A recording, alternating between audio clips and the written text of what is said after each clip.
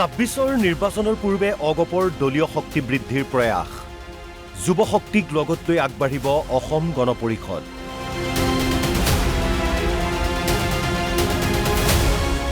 সমাগত বিধানসভা নিৰ্বাচন দলৰ শক্তি বৃদ্ধিৰ বাবে যুৱ প্ৰজন্মক প্ৰাধান্য দিছে অসম গণ পৰিষদে মহলবাৰে আমবাৰীৰ মুখ্য কাৰ্যালয়ত কেইবা শতাধিক যুৱকে যোগদান কৰে অসম গণ পৰিষদত এই যোগদান কাৰ্যসূচীত উপস্থিত থাকে সভাপতি অতুল বৰা কাৰ্যকৰী সভাপতি কেশৱ মহন্তকে ধৰি দলৰ বহু কেইগৰাকী শীৰ্ষ নেতা আজি ডিব্ৰুগড়ৰ ইয়াত ছাত্ৰক আমি ডিব্ৰুগড়ৰ যুৱকক পাইছোঁ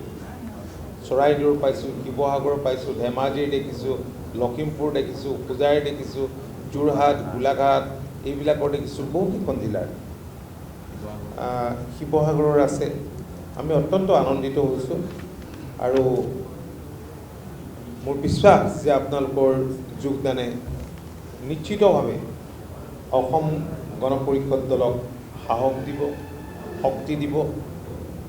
আৰু আপোনালোক আটাইলৈকে মই আন্তৰিক শুভেচ্ছা জনাইছোঁ এই বৃহৎ যোগদান কাৰ্যসূচীতেই যুৱ প্ৰজন্মক উদ্দেশ্যি অগপৰ সভাপতিগৰাকীৰ মন্তব্য নতুন তেজৰ আমদানিৰে আৰু অধিক শক্তিশালী হ'ব অগপ দল সমান্তৰালভাৱে কংগ্ৰেছক কটাক্ষ কৰি অতুল বৰাৰ মন্তব্য অসম আন্দোলনেও সংস্কৃতি সলনি কৰিব নোৱাৰিলে কংগ্ৰেছৰ বাবে অসম আন্দোলনত শ্বহীদ হৈছিল 860গৰাকী যুৱক অসমলৈ বিদেশী অনা দলটোৱেই হ'ল কংগ্ৰেছ ভোট বেংকৰ স্বাৰ্থত অসমলৈ বিদেশী আনিছিল কংগ্ৰেছে অসম আন্দোলন দেখিছিলোঁ চৰকাৰৰ অত্যাচাৰ আমি দেখিছিলোঁ কংগ্ৰেছৰ আতিশয্য আমি দেখিছিলোঁ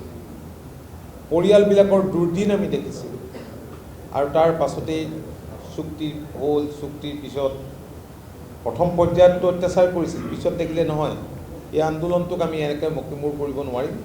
আৰু অৱশেষত কেন্দ্ৰীয় চৰকাৰে নটিচ স্বীকাৰ কৰি তেওঁলোকে এখন চুক্তি কৰিবলৈ বাধ্য হ'ল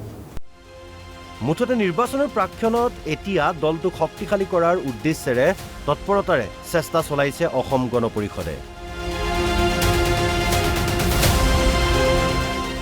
ভিডিঅ' জাৰ্নেলিষ্ট অংকুৰ কলিতাৰ সহযোগত বিচিত্ৰ ৰাজবংশীৰ ৰিপৰ্ট অসম লাইভ 24